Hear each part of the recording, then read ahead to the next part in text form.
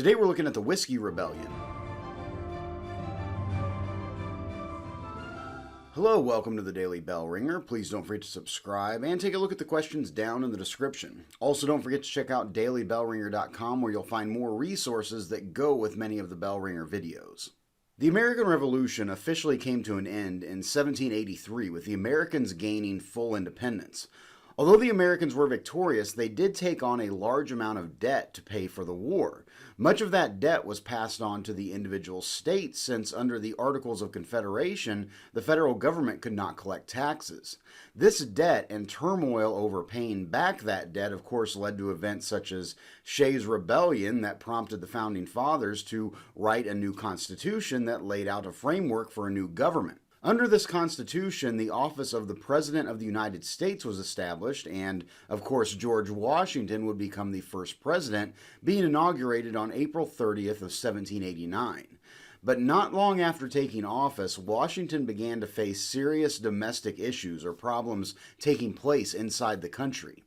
In 1790, Washington's Treasury Secretary, Alexander Hamilton, pushed for the federal government to take over the debt that was still left from the Revolution. Hamilton suggested several measures to address the debt. One suggestion was placing a tax on whiskey.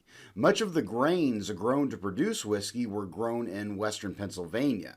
Now, President Washington was opposed to Hamilton's suggestion of a whiskey tax, but Washington toured the young nation and met with local government officials and discussed the idea. Many officials were in favor of the tax, and Washington took this assurance back to Congress, which soon after passed a bill authorizing the tax on whiskey. But protests against the new tax began almost immediately. Many argued that the tax was unfair to small producers of whiskey. Under the new law, large producers paid the tax annually at a rate of 6 cents per gallon, and the more they produced, the more they saved on taxes. Smaller producers, however, were stuck with paying 9 cents per gallon in taxes. Soon after the tax went into effect, violence began to break out. Tax collectors began to be harassed and threatened, very similar to the treatment of British tax collectors before the Revolution. On September 11, 1791, tax officer Robert Johnson was riding his collection route through western Pennsylvania when he was surrounded by a mob who stripped him naked, then tarred and feathered him. Tax collectors' homes were broken into and their families were assaulted. Violence came to a head on the evening of July 17, 1794 in Allegheny County at the home of John Neville, who was the county's tax collector.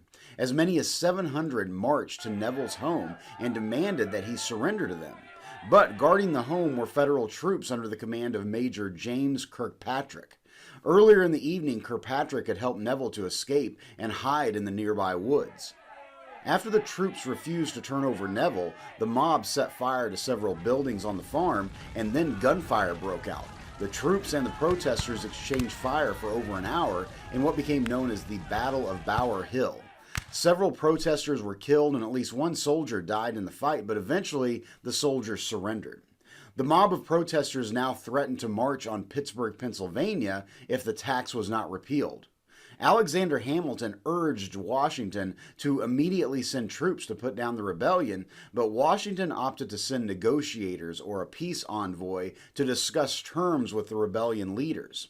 On September 24, 1794, Washington received a message from the peace envoy stating their mission had failed to bring peace and that military assistance was needed. George Washington, as commander-in-chief, assumed emergency power and assembled a 12,000-man militia. Washington himself put his military uniform back on and led this militia to march to western Pennsylvania to put down the rebellion.